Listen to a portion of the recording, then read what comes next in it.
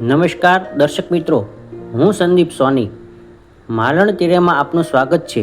Please પૂરો video જોજો, like કરજો, શેર કરજો અને અમારી ચેનલને સબસ્ક્રાઈબ કરજો. ચાલો જોઈએ મહુવા માલણ તીરેના સંગાથે મહુવાનો તથા મહુવાના માલણ ડેમનો, માલણ નદીનો અદ્ભુત નજારો. સૌરાષ્ટ્રનું મિની કાશ્મીર એટલે મહુવા. મહુવાનું કુદરતી સૌંદર્ય અદ્ભુત છે. મહુવાનું વાતાવરણ એકદમ ખુશનુમા છે.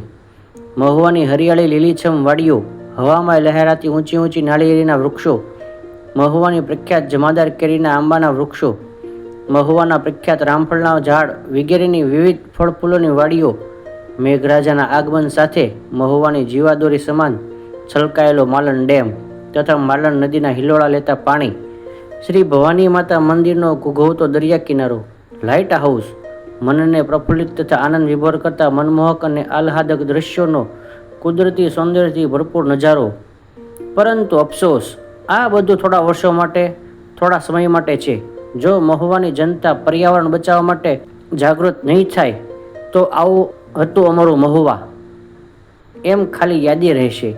કારણ કે આ બધી વાડીઓ ધીમે ધીમે કપાતી જાય છે, લુપ્ત થતી જાય છે અને તેની જગ્યાએ મોટા મોટા બિલ્ડિંગો બની રહ્યા છે. પ્રદૂષણ વધી રહ્યું છે. મહુવા સૌરાષ્ટ્રના કાશ્મીરનો દરજ્જો ધીમે ધીમે ગુમાવી રહ્યું છે, જેના જવાબદાર પણ આપણે સૌ છીએ. જ્યાં કદી ઉનાળો શું છે તેની ખબર પડતી નહીં, તે મહુવાના તાપમાનનો પારો ધીમે ધીમે ઊંચો થતો જાય છે.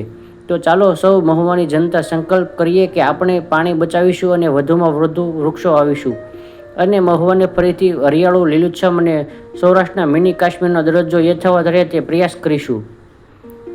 અમારો આ વિડીયો આપને પસંદ આવ્યો હોય તો વિડીયોને વધુમાં વધુ શેર કરજો, લાઈક કરજો અને અમારી ચેનલને સબસ્ક્રાઈબ કરજો.